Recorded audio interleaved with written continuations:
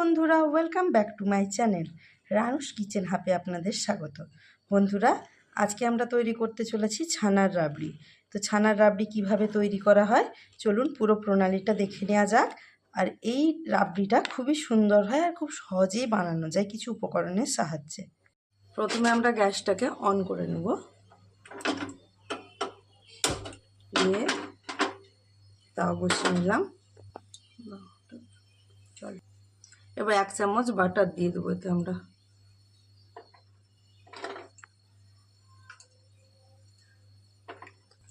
বাটারটাকে ভালো করে গলিয়ে নেব আমরা প্রথমে।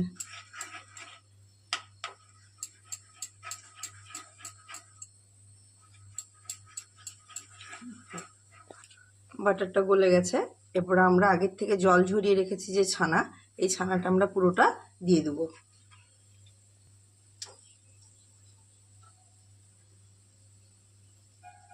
ছানাটা একটু হাতে এইভাবে গুঁড়ো করে করে দিব। তারপরে ভালো করে কাঠের খুন্তির সাহায্যে এটাকে ভালো করে আবার চেপে চেপে নেড়ে নেব, যাতে এর গায়ে থাকা আর একটু জল যেই পরিমাণ আছে সেই রসটা মরে যায়।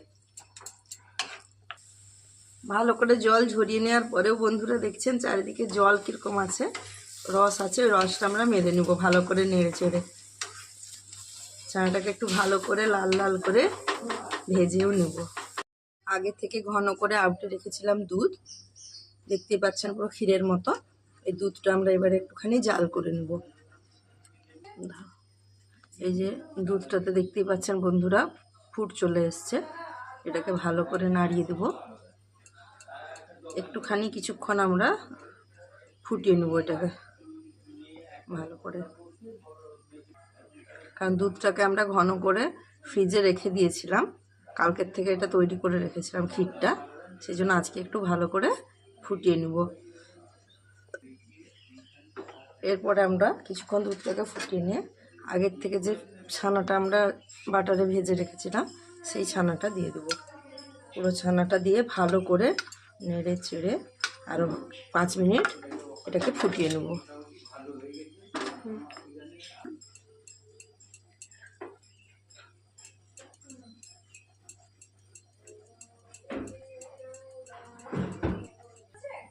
এরপর এতে আমরা কাজু আর আমন্ডের কুচি দিয়ে দেবো। দেখা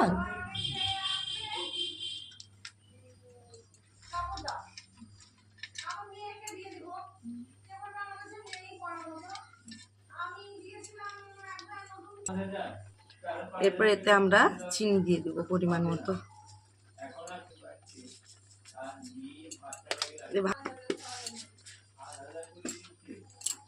দিয়ে ভালো করে আমরা চিনিটাকে মিশিয়ে নেব। দেখতে পাচ্ছেন বন্ধুরা এটা কি রকম হয়েছে, গায়ে পুরো রস মরে গেছে। এইভাবে আমরা এটাকে আরো কিছুক্ষণ নাড়াবো। এভাবে কিন্তু ঘন ঘন নাড়া দিতে হবে, না হলে নিচে লেগে যাবে। ভালো করে চারি সাইড থেকে গুছিয়ে নিয়ে আসবো। আপনারা এটা ননস্টিকি কড়াতেও করতে পারেন, একটু মাটির পাত্রে করলে এটা খেতে আরো বেশি সুন্দর লাগে। তো ফাইনালি আমাদের তৈরি হয়ে গেছে, দেখতেই পাচ্ছেন। এবার আমরা গ্যাসটা বন্ধ করে দেব।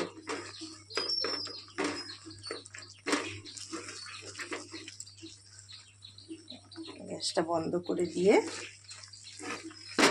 এটাকে আর একটুখানি উল্টে পাল্টে নেড়ে নিয়ে আমরা একটা পাত্রে এটা পুরো তুলে নেব। এই পাত্রের মধ্যে পুরো দুধ আর ছানার ওই মিশ্রণটি তুলে নিয়েছি, দেখতেই পাচ্ছেন বন্ধুরা কত সুন্দর লাগছে। এরপর ওপর থেকে আমরা কেশর ছড়িয়ে দেব। এরপর ওপর থেকে আমরা কেশর ছড়িয়ে দেব।